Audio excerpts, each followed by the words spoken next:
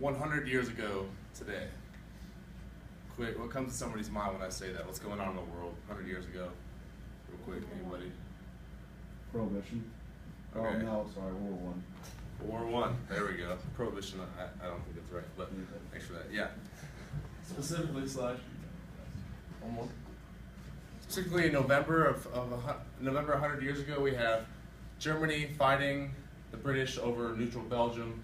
We have soldiers digging in on the Western Front, and the U.S. maintains its neutrality at this point in the war. 4 years later, November 1918, you look back at the sixth deadliest conflict in human history, costing more than 16 million lives. So when these things happen, we ask, why do they start? Well, just like that video we watched about 10 lessons ago at the start of World War II and how that was much more complicated than it seemed, this is also much more complicated than just the assassination of Archduke Franz Ferdinand in Sarajevo or anything else. It's a lot of different factors, and for me, one of the biggest factors are the leaders of Europe and the decisions they made in the run-up to 1914 and in the late 1800s. And, in my opinion, the most culpable of these historic figures is Wilhelm II, Kaiser Wilhelm II of Germany, who was thrust into power at age 29 after his father died. And although he didn't really want a European war, a general European war, I don't think anybody wanted this war, generally people don't. He did two main things to lead Europe into two heavily armed hostile camps, the first of which being deciding to create a navy to challenge the British Royal Naval Power, and the second of which being just his really incompetence on a foreign policy scale due to his emotional outbursts, making Germany be viewed by the rest of Europe as emotionally unstable and unwilling to cooperate with the rest of the world. But first, before we look at what he did, we have to understand why he did it. And to understand why he did things, it's most useful to look at his childhood and his upbringing. So everybody take 1 second and think about insecurity. I know I can think about mine, what I grew up with, how it affected me growing up. I'm sure you can think about yours as well. These really do affect our emotional upbringing. Well, Kaiser Wilhelm also had, or Prince Wilhelm at that time also had his insecurity as well. He was born with what's called Erb's palsy, and then he had a withered left arm his entire life. He was always trying to conceal this arm. So you look at the picture on the left, he's holding gloves and has a glove on his left arm. On the right, he's holding a sword hilt. But even more obsessed with this arm was his mother.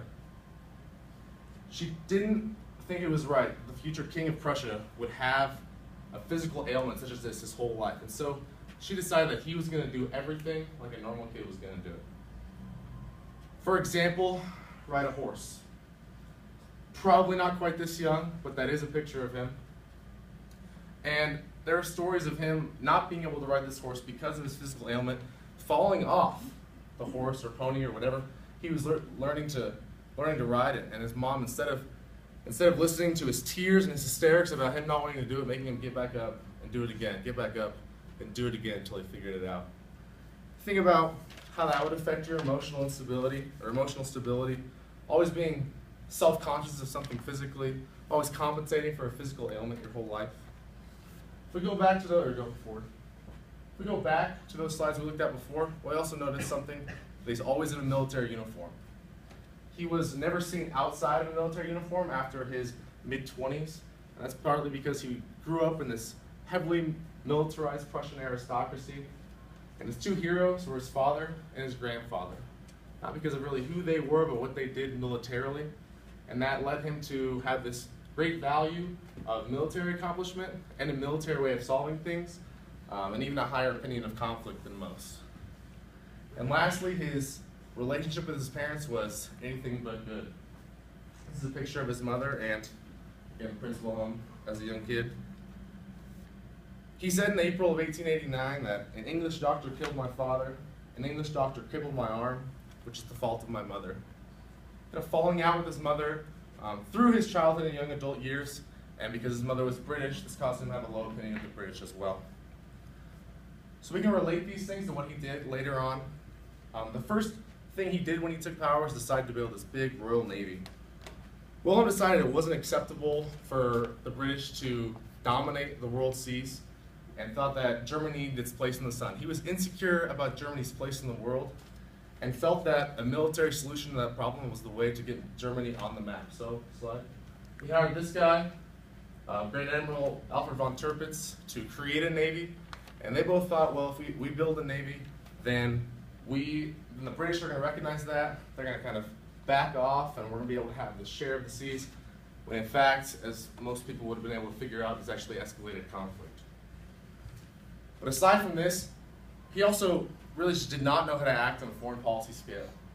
So the first thing he did when he took power, slide, was he fired Otto von Bismarck, who had been working as his national security advisor, his father's national security advisor, for the last decade or two. And Bismarck had been balancing this really complicated geopolitical situation in Europe. As soon as he fired Bismarck, the relationship with Russia went away, and Russia just saw that we have no more allies in the West, we need to ally with somebody else. They allied with France, which, as you can see, is the start of the Russia, France, and Britain alliance. However, he also was just really emotionally unstable in his attempts at salvaging some of this foreign policy. So, slide.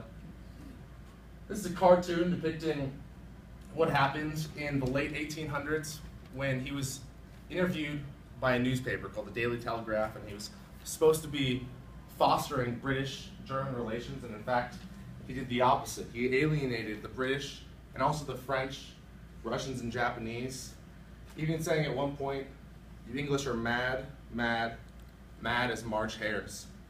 And you can see through these last two actions that his poor opinion of the British shines through, even if he doesn't want it to. Also, his emotional instability. Bismarck had too much power, and he needed to fire him, so he had all the power.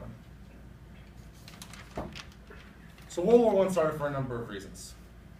It's much more complicated than just one thing, but for me, the most culpable leader in Europe was Wilhelm II. While he didn't want this war, nobody really wants a war again, he contributed to the polarization of Europe through two main steps, first of which being the Navy, second of which being his inability or incompetence on a foreign policy scale. And these two things, while seemingly irrational, we can look back into his childhood and understand why he made these decisions and what made him to create this polarized Europe and lead Europe and Germany into World War I.